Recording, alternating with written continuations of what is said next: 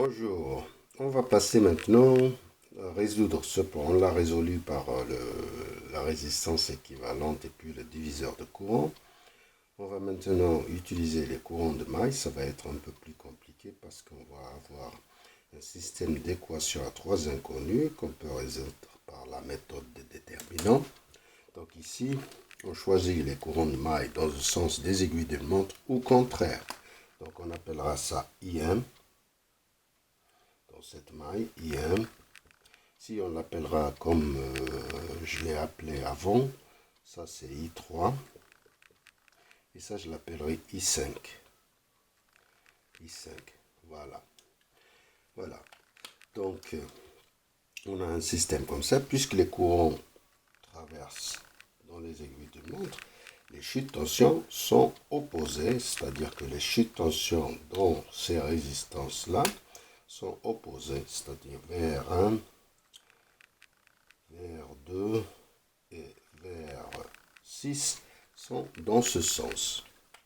Mais les chutes de tension provoquées par les autres courants, I3 et I5, ici dans cette maille, sont en vert, sont dans ce sens. Et ça, donc toutes les tensions qui ont le même sens que le courant sont positives. Ce courant il passe ici, donc il a le même sens que ça, même sens que ça, même sens c'est en vert. Et tout ce qui est opposé sont en rouge. Donc on peut dire que la somme des verts moins la somme des rouges est égale à 0. C'est-à-dire on peut dire que V plus VR2 provoqué par I3 plus VR6 provoqué par I5 moins VR1 moins VR2 moins VR6 doit être égal à 0. De même, on va faire la même chose ici, c'est-à-dire que tout ce qui est les chutes de tension ici vont être opposées, va être dans ce sens et dans ce sens, mais celles provoquées par le courant I1 vont être dans l'autre sens et dans ce sens. Donc on peut écrire aussi que dans la deuxième maille, on peut dire que en fait on peut écrire d'une autre manière tout ça. Je vais essayer de réécrire ces équations. C'est-à-dire on peut dire que je ne sais pas si je préfère prendre le tableau ici et de réécrire les équations. On aura de la place. Alors ici on va pouvoir écrire que V c'est égal R1 plus R2 plus R6 multiplié par I1 moins R2 I3 moins R6 I5. La deuxième maille, 0, c'est égal, c'est le courant I3, c'est égal à R2 plus R3 plus R4 multiplié par I3 moins R4 I5 et ici moins R2 I1. C'est le courant de maille ici. Et puis cette maille, on va écrire c'est plus R4 plus R5 plus R6 multiplié par I5 moins la chute de tension ici, moins R4 I3 et moins la chute de tension ici provoquée par IM. Voilà, on a un système d'équations à trois inconnues et on va essayer de le résoudre. Donc on peut R1 plus R1 c'est 50, 180 et 50, ça nous donne 380. 380 ici, ici c'est moins 180. Ici R6 c'est 150. R2 c'est 180. 250. Et ici c'est 810. Ici, c'est 270, 150, 270 et 580.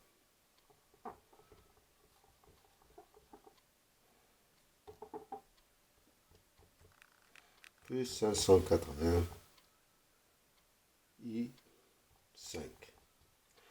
Voilà, on peut le résoudre. Donc on peut calculer I1.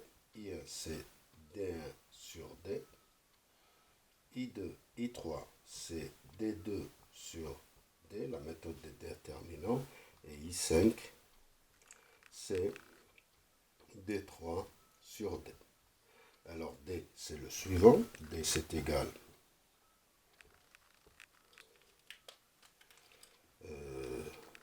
380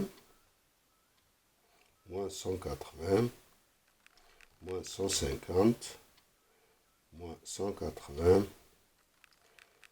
810 moins 270 moins 150 moins 270 et 580. Voilà le D. Alors le D1, ça va être 250 0 0. Le D2,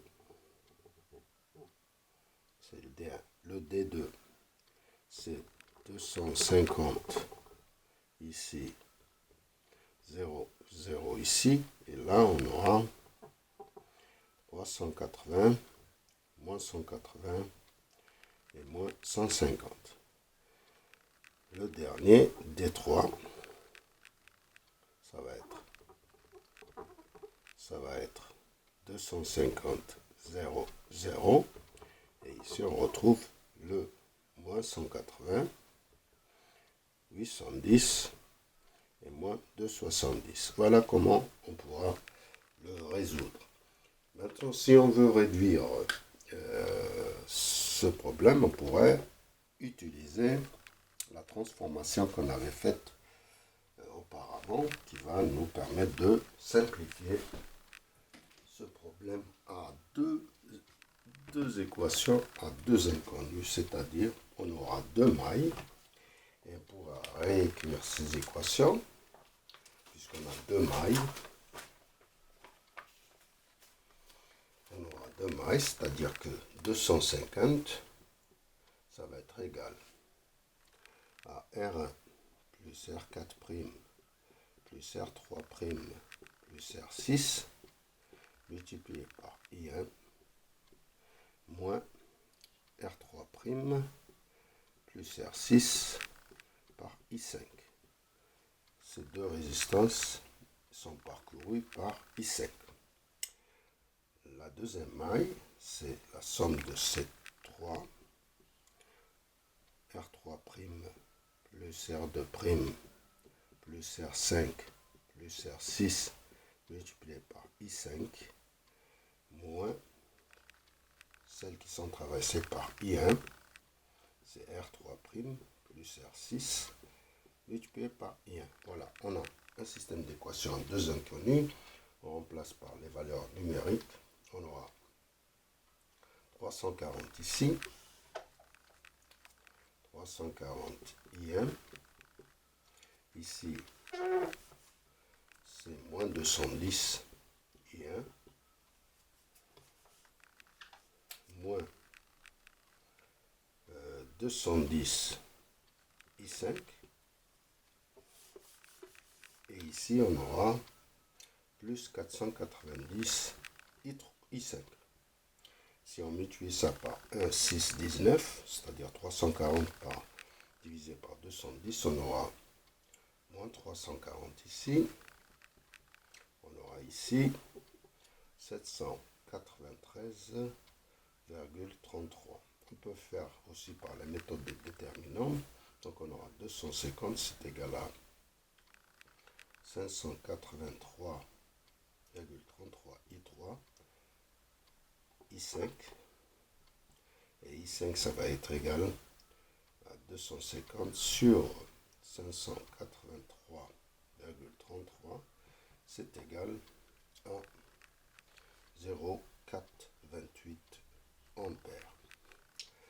On peut prendre une de ces équations et on peut calculer I1. I1, si on prend cette équation, 0 c'est égal à moins 340 I1 plus 793,33 multiplié par 0,428.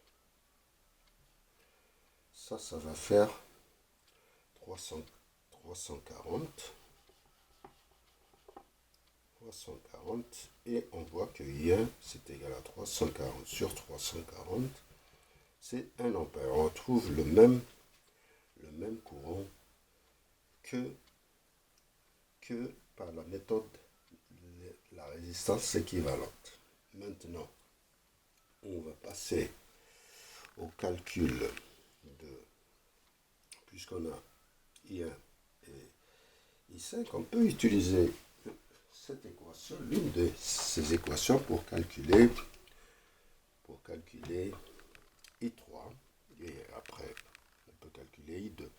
Donc avec l'une de ces équations, on peut choisir celle qu'on veut. On peut utiliser l'une des trois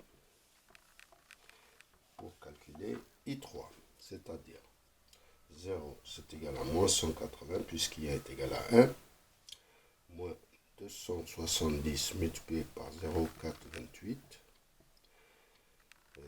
plus 810 I3. Donc on aura 180 plus 270 multiplié par 0,428, c'est égal à 810 I3.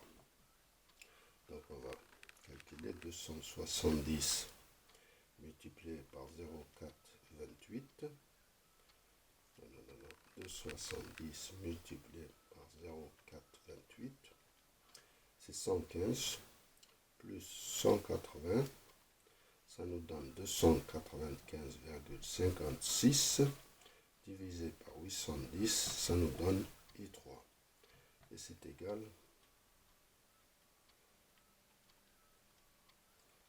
à 0,365 ampères. Si vous vous rappelez, on avait trouvé ce courant. Et maintenant, le I2 qui circule ici, c'est I1 moins I3. Donc, c'est 1 moins 0,365. Et on retrouvera le courant